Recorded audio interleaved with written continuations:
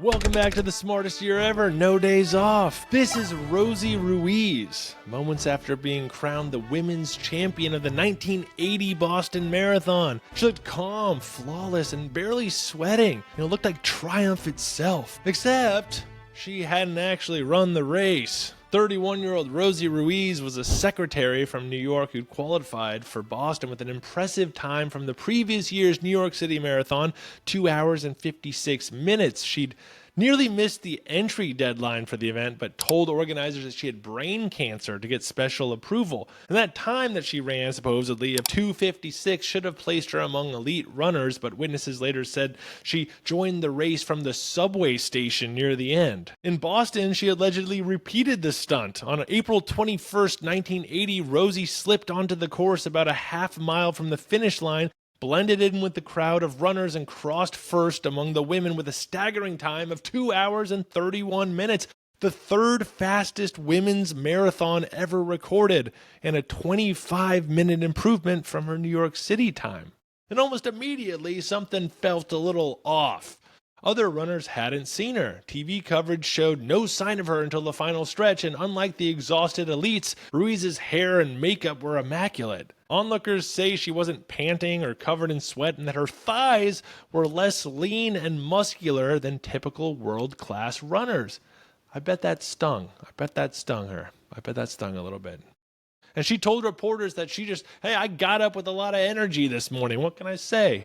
And two Harvard students soon came forward saying they'd seen her appear from the spectators near Kenmore Square. Within a week, race officials launched an investigation and her story unraveled. There were no checkpoints verifying her earlier splits, no witnesses placing her on the course before the final mile, and she didn't know her splits. She was asked about sights that she saw along the way. Hey, you see all those Wesleyan students cheering for you? And she's like, no.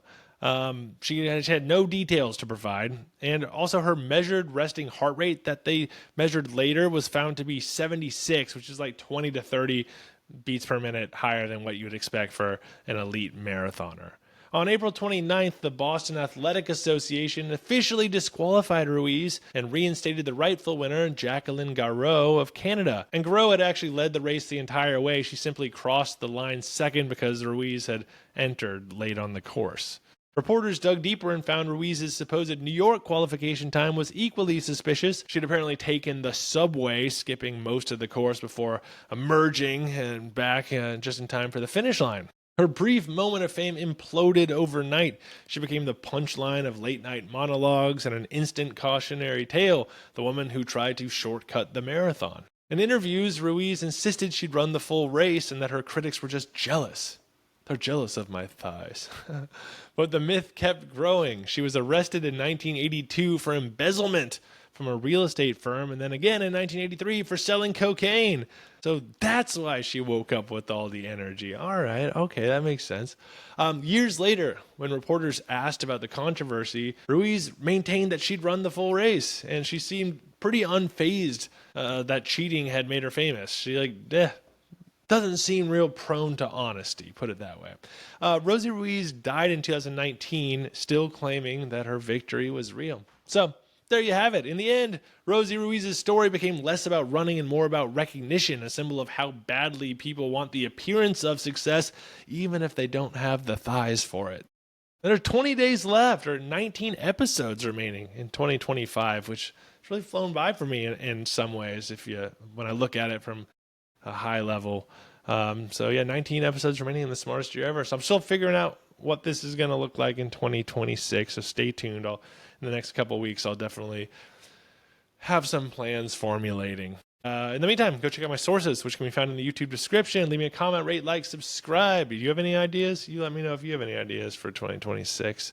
Go check out the short version that I do of all these, that 45-second clip that I do across social media. For that little condensed version, you can find me at Smartest Year Ever. That's how you can find me on social media everywhere. And in the meantime, stay curious and stay clever on our quest to become the world's greatest conversationalist. I'll see you tomorrow in the Smartest Year Ever.